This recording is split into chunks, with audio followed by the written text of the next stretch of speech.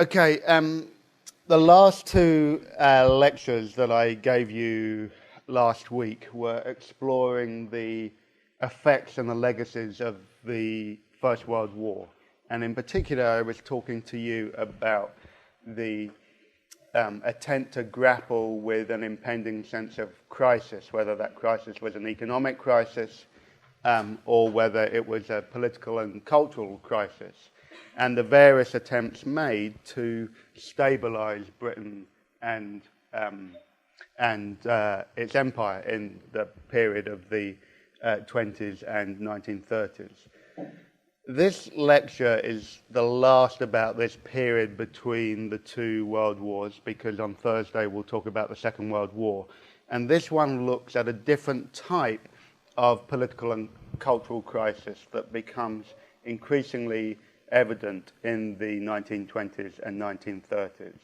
And it's one generated by, in many ways, by the new democratic settlement of 1918 and 1928, when Britain, of course, finally becomes a democracy in which everybody has the chance to vote. And this leads to a new set of concerns about the nature of cultural life, and in particular about the nature of popular culture, or what increasingly is termed mass culture, and the effect it is having on Britain's new democratic society, how it was that the new citizens were going to be educated and informed about their new duties as citizens. The very important backdrop to all of this was not just people getting the vote for the first time, but the rise of fascism across Europe, and the fear of many people across the political spectrum that the new forms of commercialized mass culture were corroding the very fabric of civil society, and were creating conditions in Britain that would make the spread of fascism possible even there.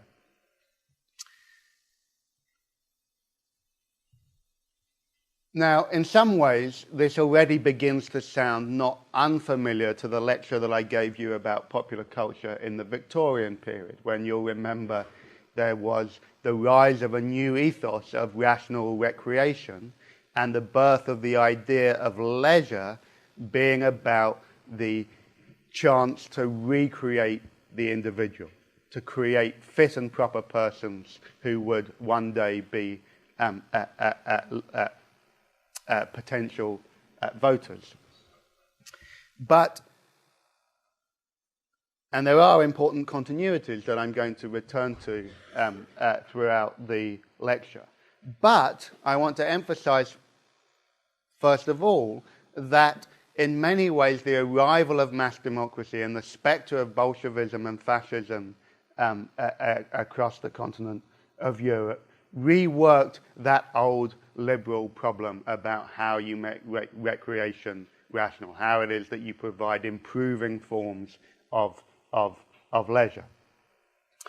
And that happened in two ways, I think. The first was that leisure became understood in a different way as a type of right, that people began to campaign for the acquisition of paid holidays. Remember that in the 19th century, nobody received a paid holiday. Okay, that holidays basically followed annual customary holidays in which people just had a week off work without pay. The trade union movement begins the campaign for paid holidays in 1911. But that campaign really escalates after the war, when the right to paid holidays is seen as a new type of social right that Britain's citizens should be able to demand, especially because it was increasingly common that salaried workers, that growing sector of the middle classes that received salaries, not wages, had begun to have quite well-established 1 to 2 week holidays, mainly on the grounds that brain work, so-called brain work, was far more exhausting than manual labor.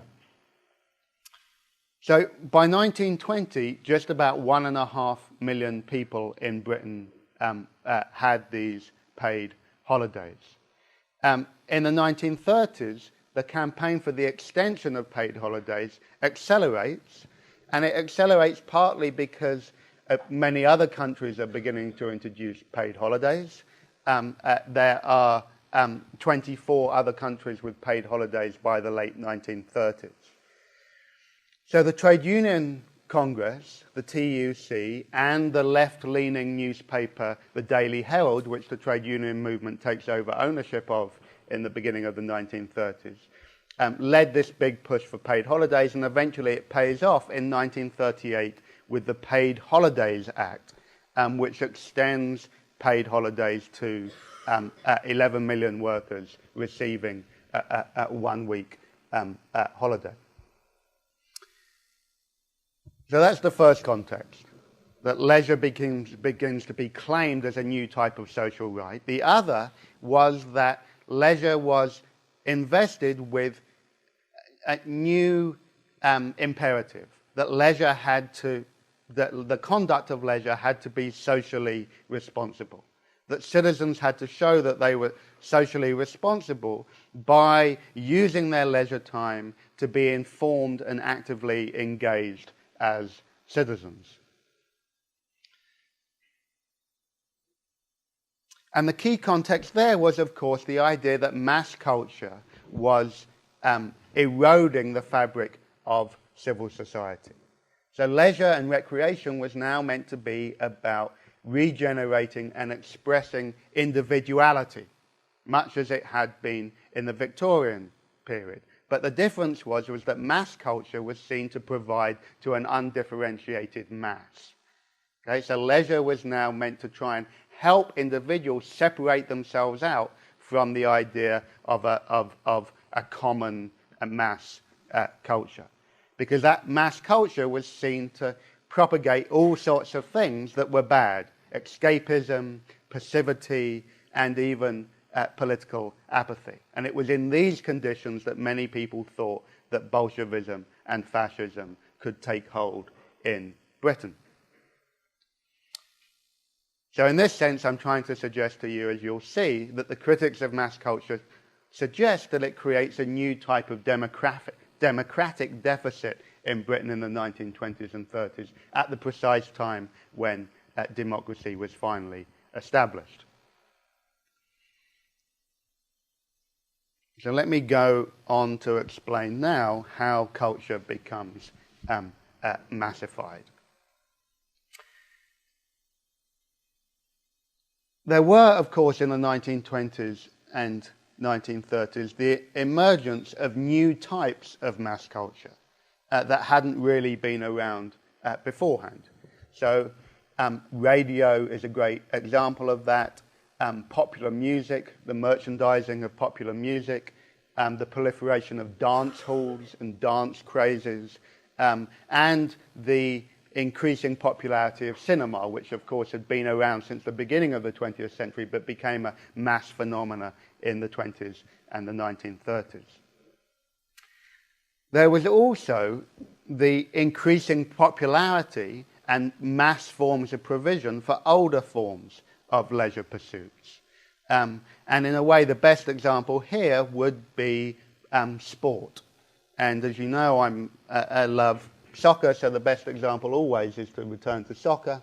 By 1938, 14 million people were attending the First Division games. That's the elite league that is now in Britain called the Premier League. It used to be called the First Division. 14 million people, the vast majority of those were male. That's something close to like 50% of adult males in the country attending a soccer match every weekend. 10 million people are doing the football pools, which is like a lottery gambling system where you fill in the results and try and predict the results, and you get you win money if you pick the right ones. Now, one of the things that's very evident in the 1920s and the 1930s, despite the widespread poverty that we were talking about last week, was the increasing amount of money that British people spent on their leisure pursuits, which you can see grew from 1920 to 1930 from £195 million to £262 million a year. So in other words, there was new money being spent on these commercialized pursuits that make them reach out to new types of consumers.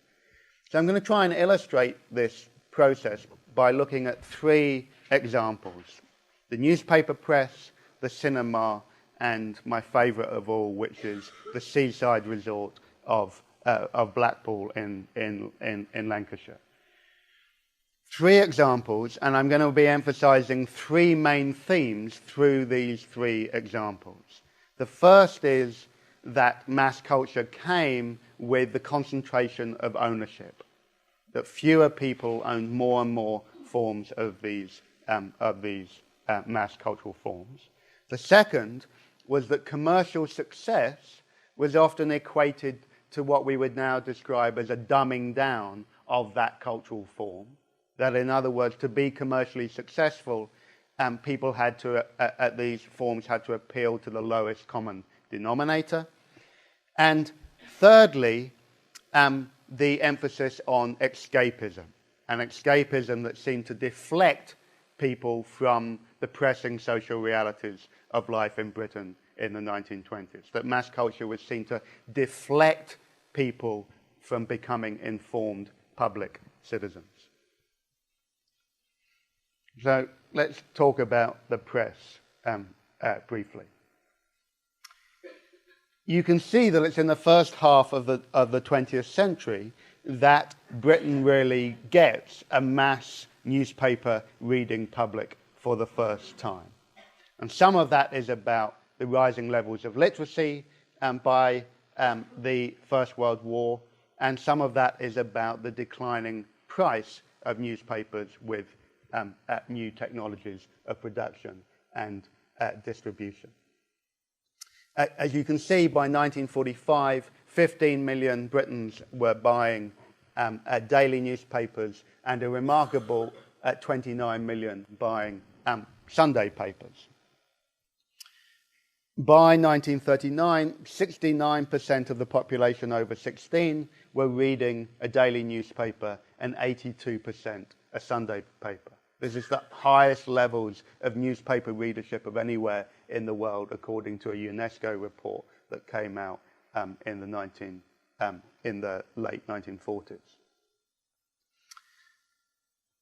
Now, one of the concerns about this was that you had the creation at this time of newspaper barons, of figures who became immensely powerful because they owned the leading newspapers of the day, and therefore were seen to exert an undue amount of political influence.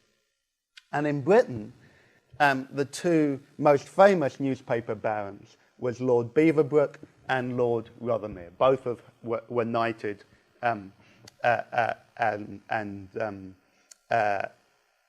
that Lord Beaverbrook owned the Daily and Sunday Express and the Evening Standard, and Lord Rothermere captured both ends of the newspaper market by owning the Establishment Times and the popular Daily Mail.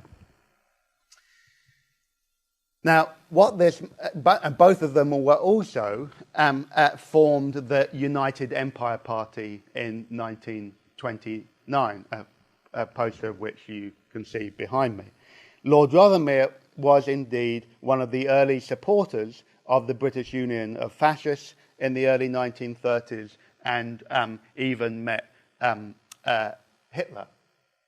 So clearly one of the concerns here was that these people had a uncomfortably close fascination and support for extreme right-wing politics.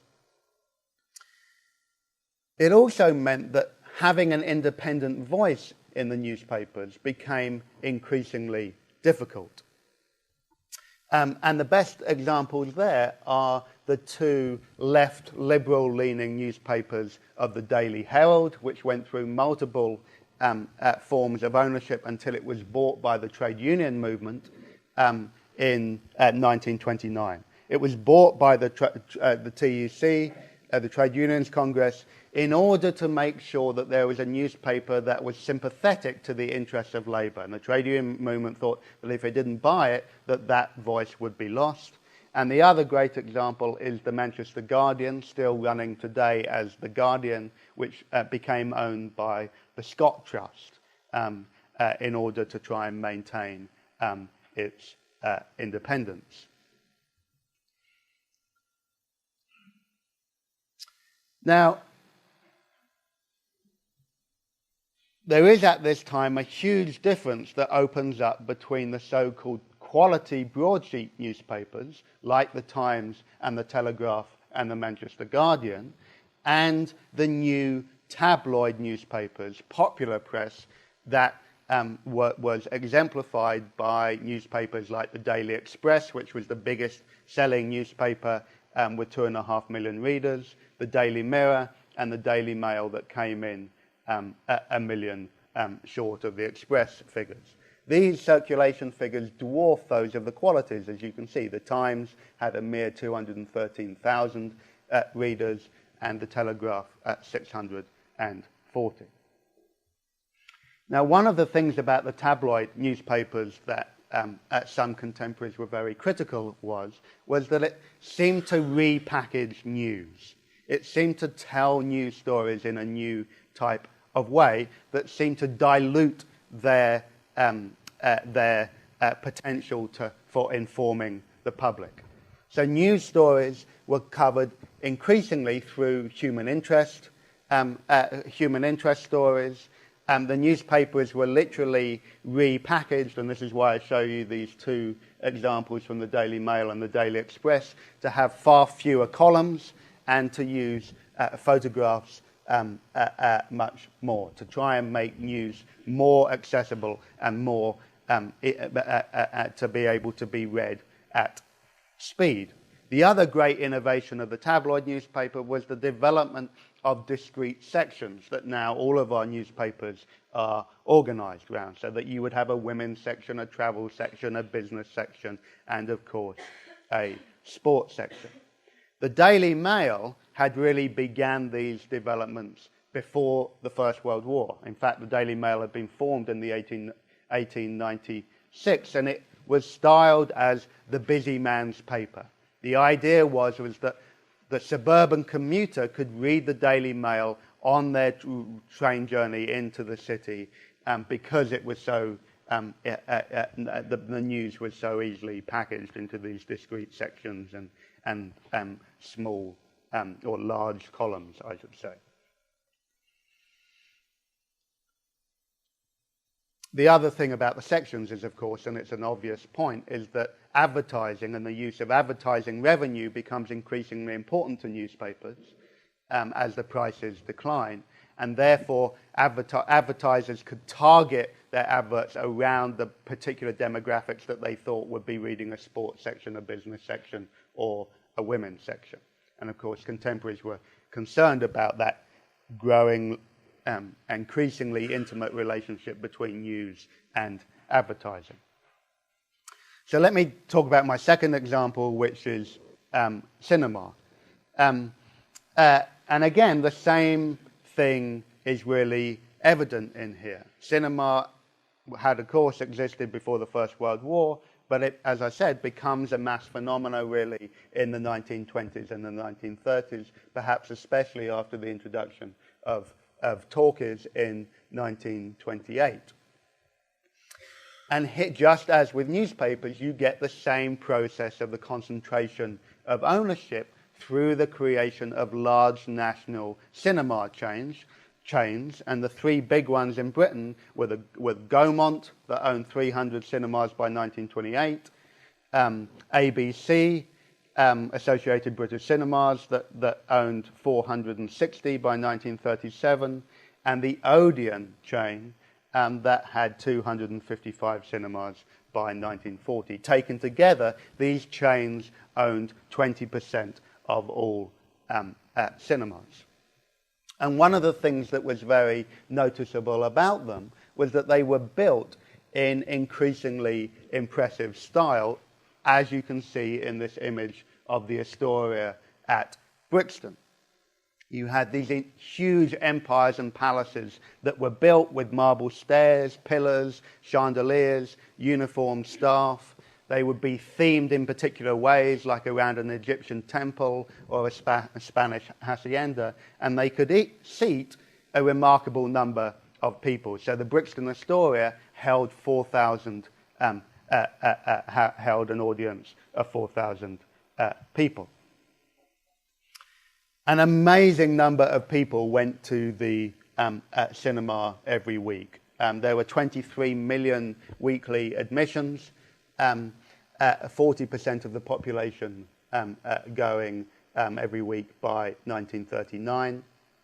And the greatest concern of all of contemporaries was that the vast majority of those cinema movie goers were the urban working class, and particularly children and the unemployed. Something like 70% of the urban working class were attending the cinema weekly. And the idea was that the contemporaries thought that they were sucked in by the plush, luxurious environment of the cinemas. So, as George Orwell wrote in The Road to Wigan Pier, you may have 3 halfpence in your pocket and not a prospect in the world, but that doesn't stop you indulging in a private daydream of yourself as Clark Gable or Greta Garbo, which compensates you for a great deal. There you have a classic formulation that the left have about cinemas being a constant form of escapism in British culture. Indeed, cinema culture is one of the first things that is associated with a critique of the influence of American culture in Britain, and the way in which that Americanized commercial mass culture breeds a type of escapism and passivity.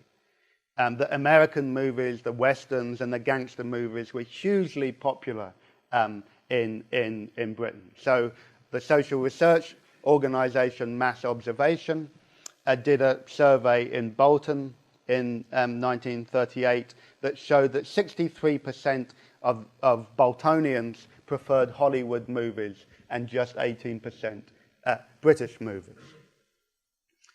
So one of the problems was that the British film industry had basically collapsed after the First World War. By 1926, there were just 5% of the movies being shown in cinemas were British made. So the British government introduced a quota system in 1927 to try and increase the number of British films in production. This led to a massive boom in production companies and producing what were known at the time as quota quickies.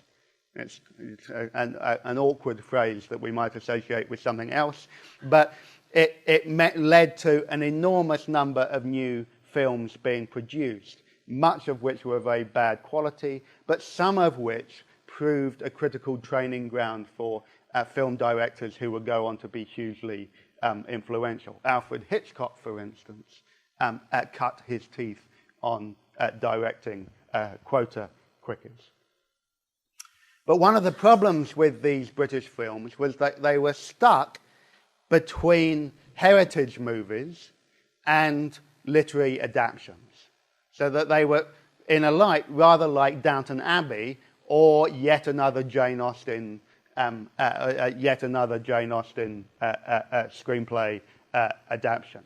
And all of the actors spoke with cut glass Oxbridge accents. They all spoke like the royal family. One of the things that this catalyzed was an attempt by writers to try and write films that would speak to the realities of the social conditions and of everyday life in Britain. And a great example of this is J.B. Priestley, who you'll remember was very, very critical of Americanized mass culture that he called this third suburban England, the one full of arterial roads and Woolworths and everything given away for football coupons, cigarette coupons, and complained that this England was full of factory girls looking like actresses. Now, what Priestley wanted to do was make actresses look like factory girls. He wanted to try and relocate British films so that working class people could actually see themselves in movies. And to that end, he wrote the screenplay for Sing As We Go, which had Britain's Greta Garbo, Gracie Fields, a hugely popular old music hall star who was reborn in the Talkies movies. And I'm going to show you a clip of that film in a second. It was filmed on location in Blackpool, and it was the story about the closure of a textile mill and this woman and Gracie Fields being laid off, and then about how the mill is reopened and Gracie gets her job back. Now, the point was that these screenplay writers like Priestley, and Graham Greene ends up writing for movies as well later on, is that they try and tell a story of community over individuality. American films, they felt, focused upon the story of individuals, of the American dream. In contrast, they wanted to develop a British genre which was about community, not individuality. And you'll see this, I hope, in this fabulous clip of I keep calling her Greta Garbo, of Gracie. Oh, crumbs. Is your name Grace Platt? Yes, what's yours? Rin Tin Tin? Well, I have a message for you and a letter from that young man you just saw off. Get out. His idea of a little joke. Very funny. He asked me to tell you that the Greybeck Mill is reopening. Here's the letter.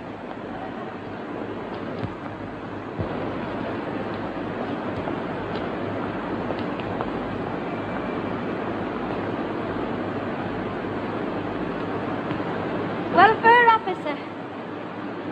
You want me to go back to the mill and bit welfare officer? It must be potty. What firefight can? Do you think I can't do a job?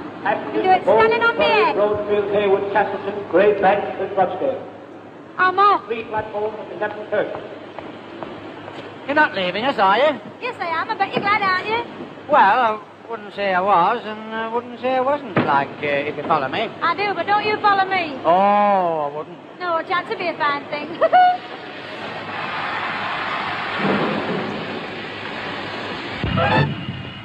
This is Blackpool.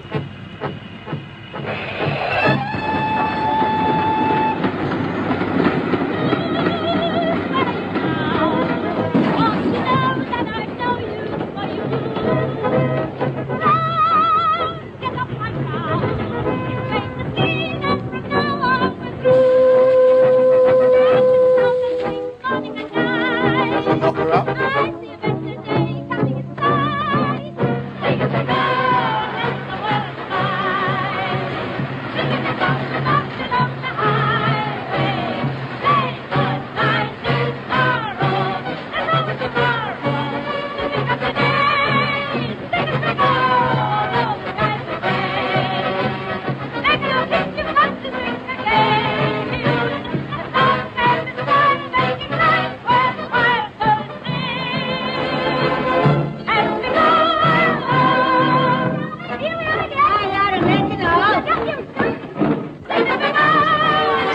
Them walking back into the works.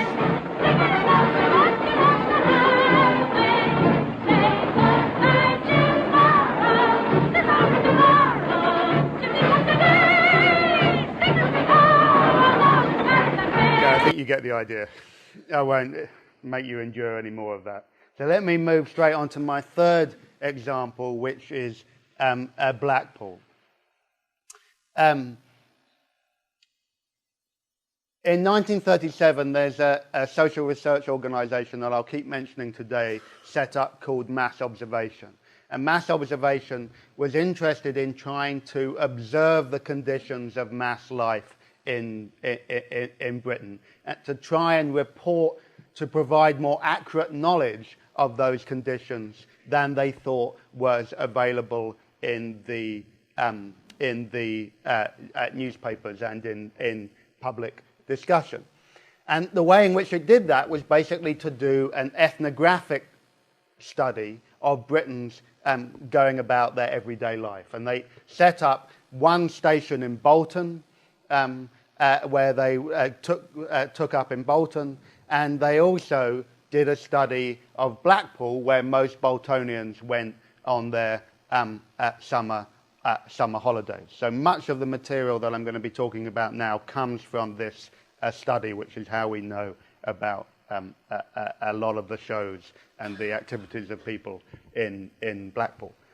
Blackpool had 7 million visitors a year by 1939, and it had a fantastic combination of pleasure grounds, old sort of Victorian type of pleasure grounds, but with them integrated with the latest mechanized American modern rides and a uniquely British flavor of freak show. Okay, so it had these three different components. And for many people, this absolutely symbolized the ways in which commercial mass culture pandered to the debased instincts of people.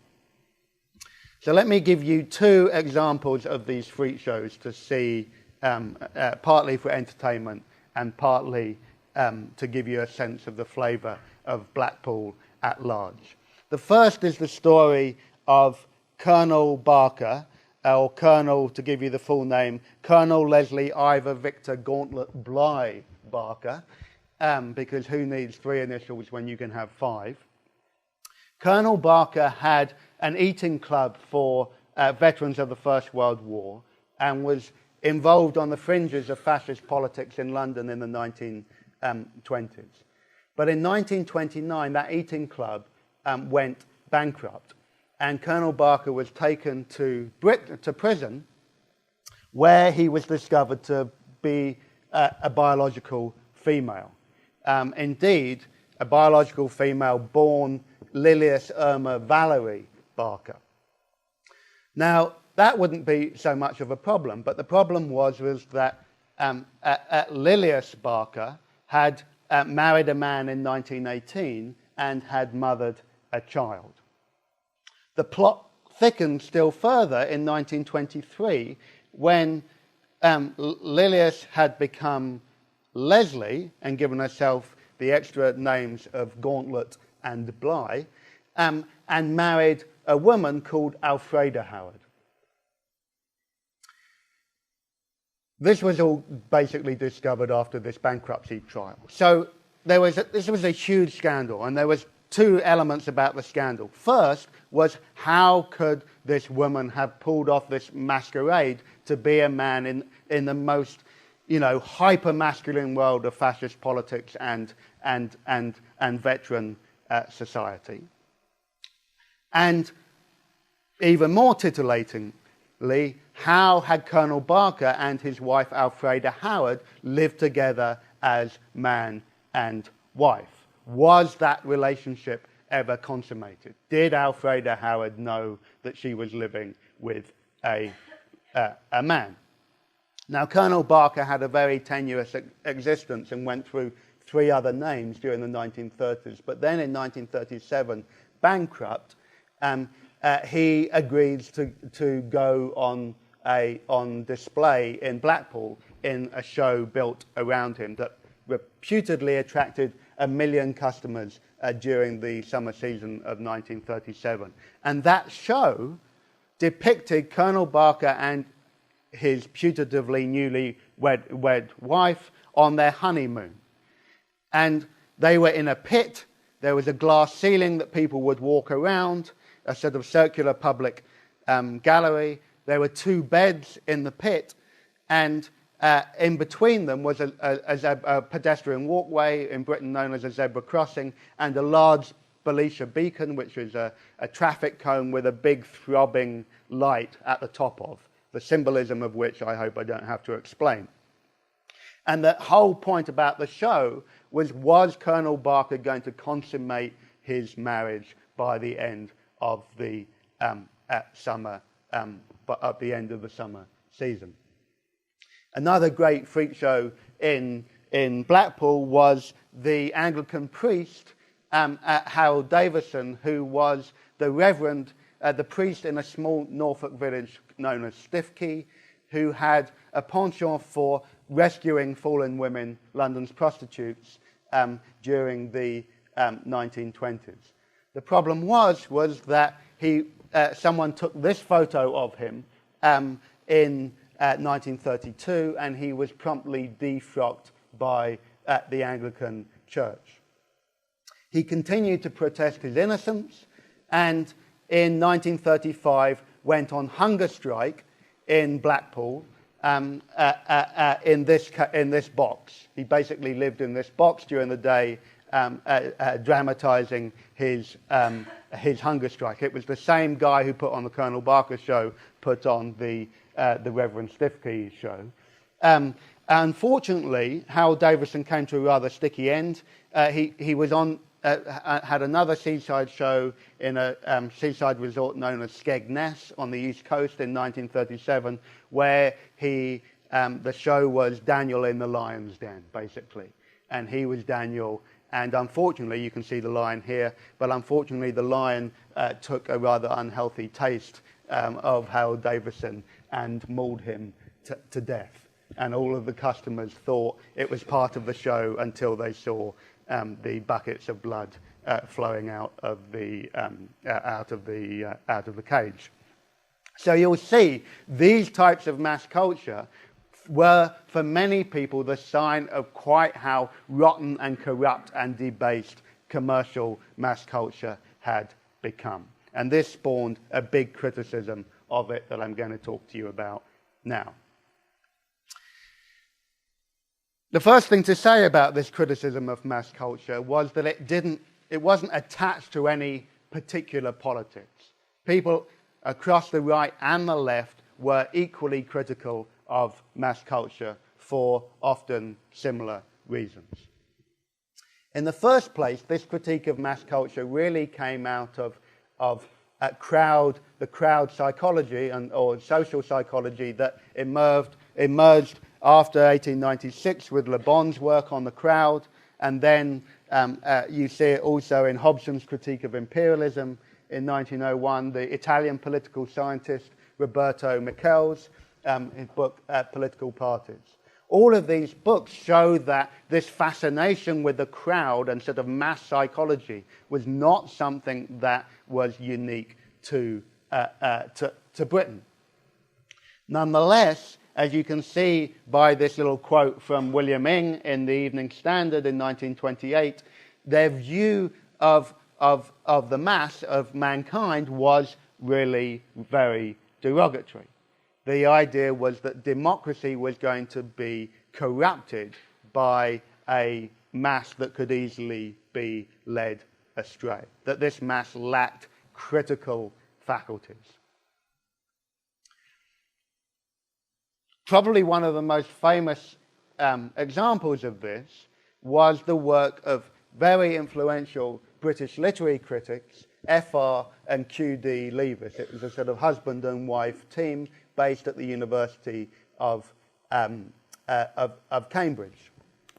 And they gathered around them a critique of mass culture as having corrupted the forms of literature being produced in Britain. And in a way, their most famous manifesto was this pamphlet. It wasn't a pamphlet, it was a collection of essays called Mass Civilization and Minority Culture. So for the Leavises, what was required was an educated vanguard, a small minority who could protect civilization, okay? Who would have the critical faculties to be able to protect aesthetic standards of judgment. You can see this, it's not just in the high realms of academic culture that this critique is evident. You can see that very clearly in Priestley's description of suburban England. You can also see it in the poet John Betjeman's reading of Slough in 1937. Slough was one of the new suburban estates. It was actually very close to where my wife's grandparents bought their bungalow in. And I'm going to play you, first of all, this clip from the reading of Betjeman's poem, and then I'm going to read you Ricky Gervais's counterpoint to it, because Slough is, of course, where the office was set. Slough by John Betjeman. Come, friendly bombs, and fall on Slough. It isn't fit for humans now. There isn't grass to graze a cow. Swarm over, death. Come, bombs, and blow to smithereens those air-conditioned bright canteens. Tin fruit, tin meat, tin milk, tin beans, tin minds, tin breath. Mess up the mess they call a town, a house for 97 down, and once a week for half a crown for 20 years. And get that man with double chin, who'll always cheat and always win, who washes his repulsive skin in women's tears. And smash his desk of polished oak, and smash his hands so used to stroke, and stop his boring, dirty joke, and make him yell. But spare the bald young clerks who add the profits of the stinking cad. It's not their fault that they are mad. They've tasted hell. It's not their fault they do not know the bird song from the radio. It's not their fault they often go to Maidenhead and talk of sports and makes of cars in various bogus Tudor bars, and daren't look up and see the stars, but belch instead. In labour, saving homes with care, their wives frizz out peroxide hair and dry it in synthetic air and paint their nails. Come, friendly bombs, and fall on Slough. Get it ready for the plough. The cabbages are coming now. The earth exhales.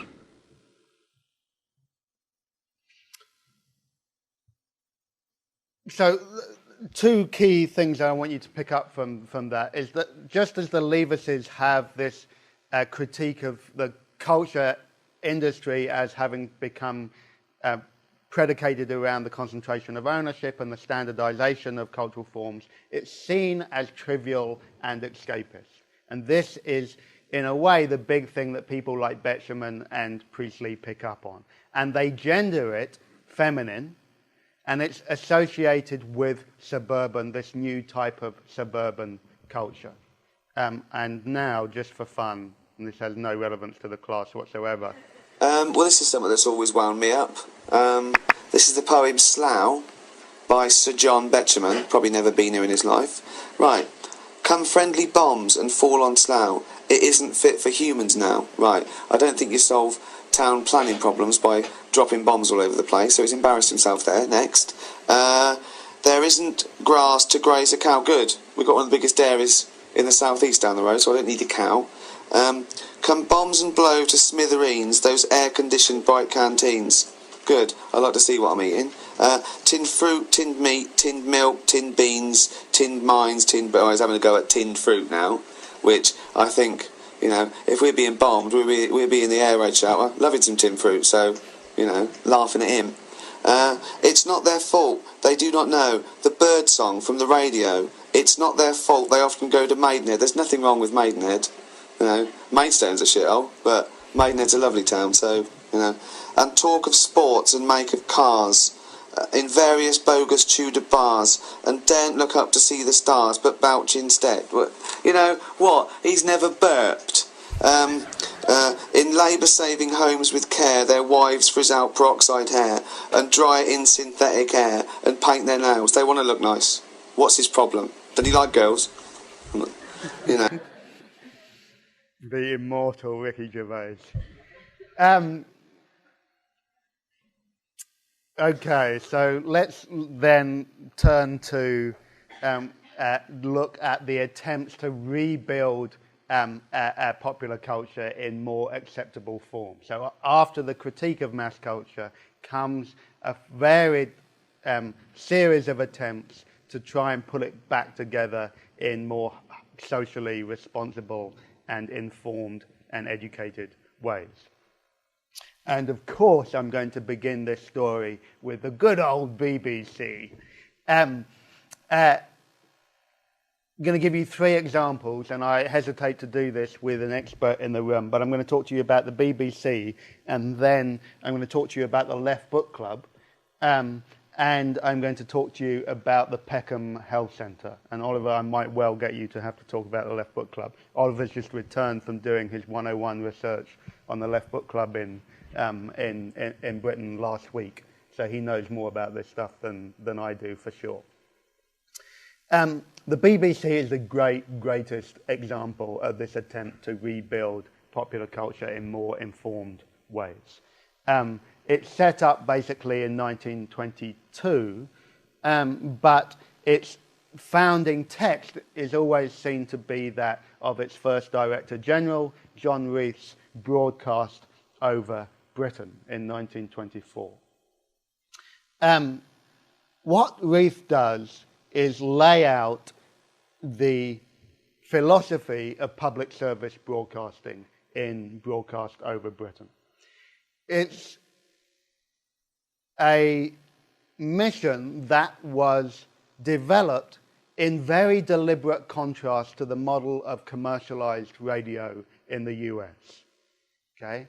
So whereas in the US, and indeed across the continent, there was a proliferation of commercial radio stations, in Britain there was no commercial radio stations. There was a single state-sponsored radio company known as the British Broadcasting Company. And that state monopoly over broadcasting, which you would think could breed potential anxiety in a society that is thinking about the concentration of ownership of public media, actually was pushed in the opposite direction. The BBC laid out its mission to try and educate the public. Its mission was to not follow public taste, because that way you would lead to Colonel Barker and the Reverend Stiffkey, but instead try and elevate public taste, to improve it. Now, John Reith ruled the BBC with a firm hand. He insisted that everybody had to wear suits at work. He hired almost exclusively graduates of Oxford and Cambridge. It was very hard to hear anything but a cut glass British accent on the radio in the 1920s and the 1930s. And he also put a huge amount of emphasis on talking programs, news shows in particular, on drama, and on classical music, and on religious broadcasting. Okay? So the types of radio shows that were popular elsewhere, dance shows, musical comedy, variety, the stuff that sort of comes out of music hall, was very much sidelined in the output of the BBC. In fact, in 1933, there were only 4 weekly variety programs. And a lot of the popular dance music that was played didn't come on until after 10 o'clock at night, when it was thought most respectable people had gone to bed. Now, the problem was that many people were pretty turned off by the broadcasting output of the BBC. And we know that because the BBC began to do listener research through its own organisations. It had 2 magazines, the Radio Times and the Listener, and it found out through them that many people basically wanted the more popular types of dance and comedy and variety programs. So by 1936, there are now 25 different weekly variety programs.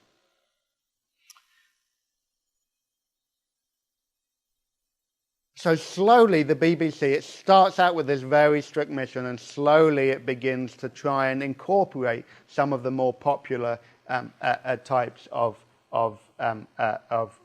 broadcasting.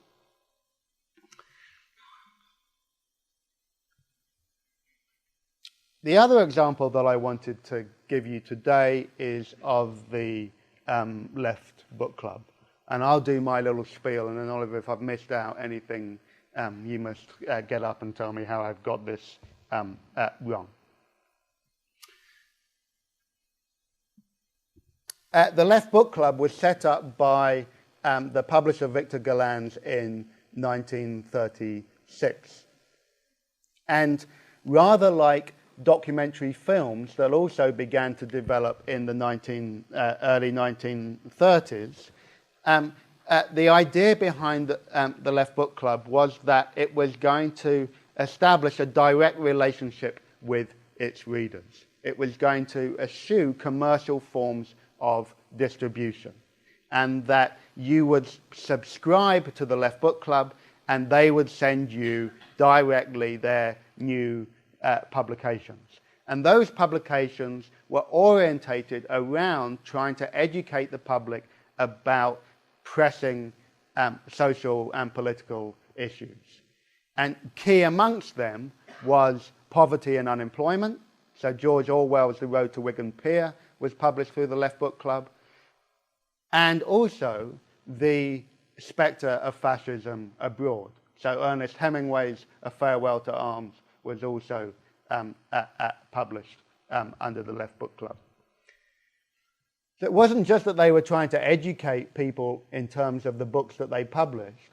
They also wanted to encourage their readers to be active readers, to think seriously and to critically discuss these books. And to that end, they formed over 1,000 different discussion groups by 1939. This was the idea of the book club, that you would find other people in your locality who were members of the Left Book Club, and you would meet together on a, I don't know how often, Oliver, how often, monthly? So you would meet together and they would give you the beginning of discussion points to orientate your discussion. And then you would sit around discussing the book and its pros and merits and the issues that it raises or not. Now, the key element here is that you weren't a passive consumer. It wasn't like going to the cinema and letting movies sort of wash over you. Instead, you had to be critically engaged. And this way, they hoped that they would create a more educated and informed citizenry. And note the way that they bypass commercialization through retail outlets. Is there anything else I should have added here?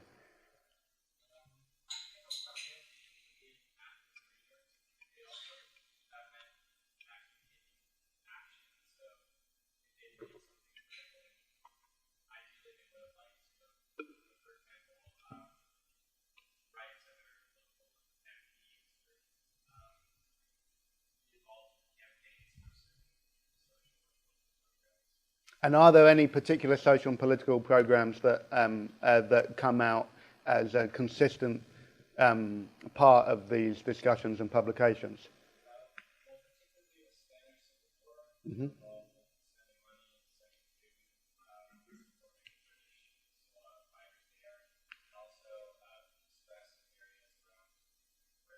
Mm-hmm. Fantastic.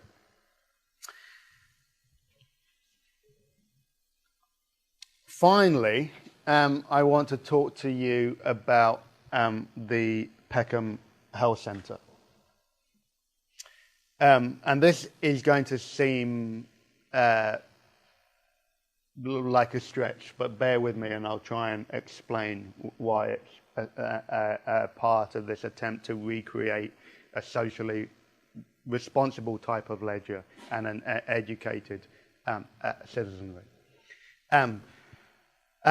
The Peckham Health Centre had been set up in the earlier in the 1930s, I think in 1932, but it got this fabulous modernist building in 1935, designed by one of the leading modernist architects in Britain at the time, Sir Owen Williams.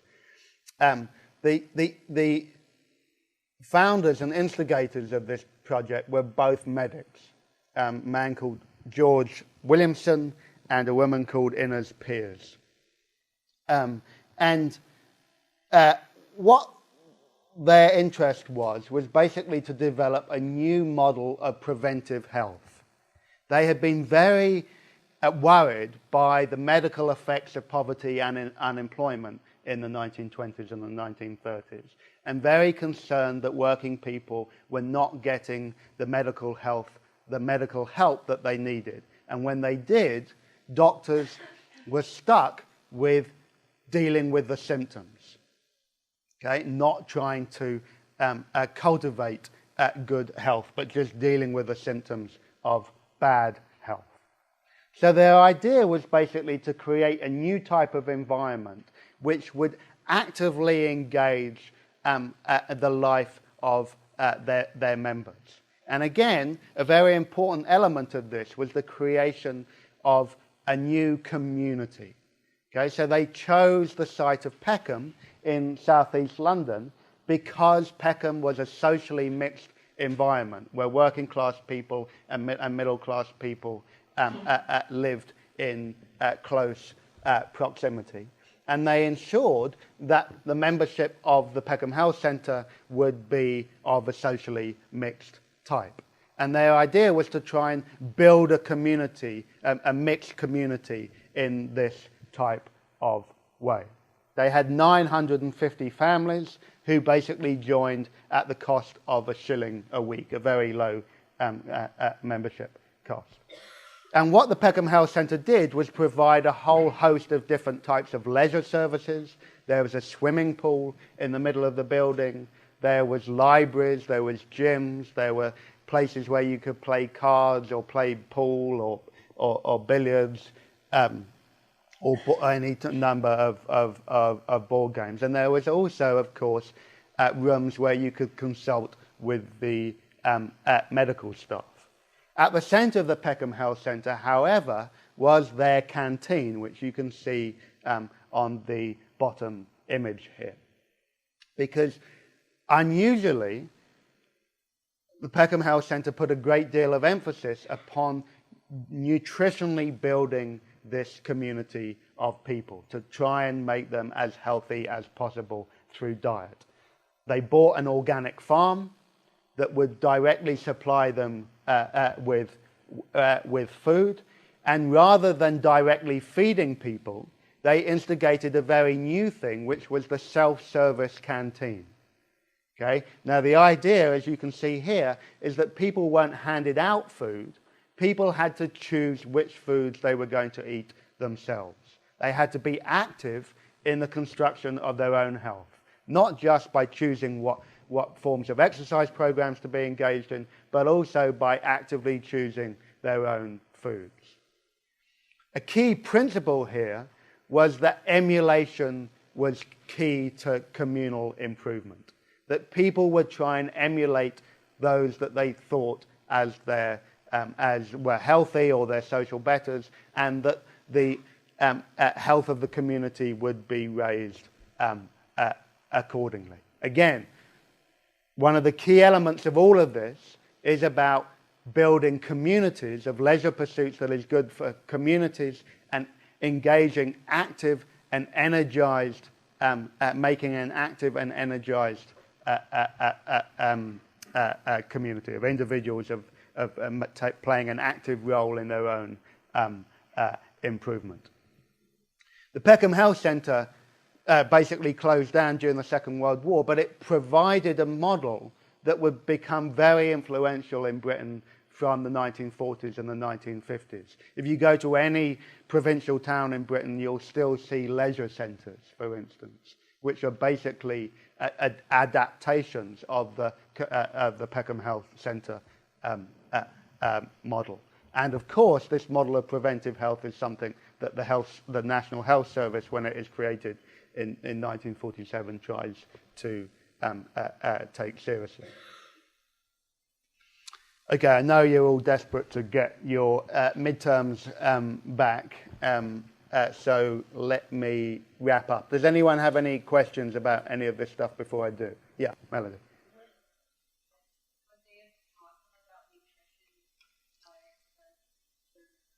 There were classes that you could take at the Peckham Health Centre, but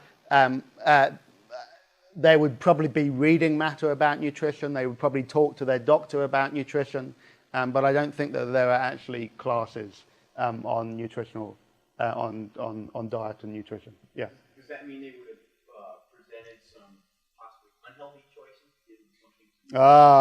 That's a good question. It's not like school lunches. I think that they have foods that were popular and carbohydrate rich, but weren't considered to be actively unhealthy. Any other questions? Right. Okay. This is a pretty easy lecture to wrap up. Okay, so the first point that you've got to get is that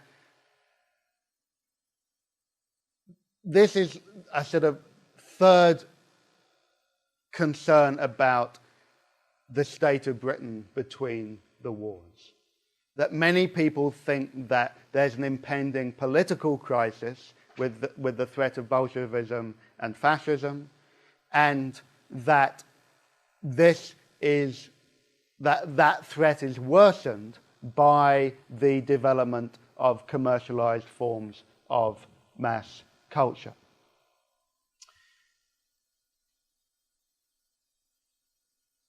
In many ways, you can see these attempts to rebuild socially responsible forms of leisure as not that dissimilar to Keynes's attempt to find a middle way between socialism and the free market. They're all attempts to try and find a middle path between pursuits that people think are important and new, educated, informed forms of leisure practice. Now, one of the issues that you're going to have to grapple with over the next month of this class is the degree to which the 20s and the 30s represent a break away from liberalism. That's the conversation that I've been trying to get across to you about whether the First World War represents a move away from the forms of liberalism that had predominated in the Victorian period. Okay, whether we see in the 20s and the 30s the turn towards a more socially orientated vision that would become known after the Second World War as social democracy. Now, the issue is how much of liberalism feeds into this new thing that will be the final part of the class that I talk about, social democracy. Remember, we began with the ancien regime, we moved into liberalism, we're now beginning to talk about the establishment of social democracy. That will be the theme of the next two lectures. And the issue is how much of those old liberal currents continue into that apparently new social and political settlement. And here's a good test case. How different are these forms of reform of popular culture? How different are they from the reform of the old customary culture in the ancient regime that came out with the promotion of rational forms of recreation? I've tried to suggest today that there are real similarities in that there's the same emphasis on leisure as being about the recreation of the individual to serve the community more effectively. But I've also been emphasizing that communal nature. So now it isn't a Samuel Smiles, you've just got to make yourself of good character through rational recreation. Now you have to use your leisure in socially responsible ways for the better health of the community as a whole and of democratic life generally. And that, I think, is the real difference, and it's a difference that is importantly made possible by the advent of democracy in 1918 and 1928. Finally, what you see here in things like the BBC and the Left Book Club and the Peckham Health Centre are a series of sort of cultural projects by people broadly on the left that get taken up and radicalized during the experience of the Second World War. And it's to that I will turn to on on Thursday when we discuss the Second World War.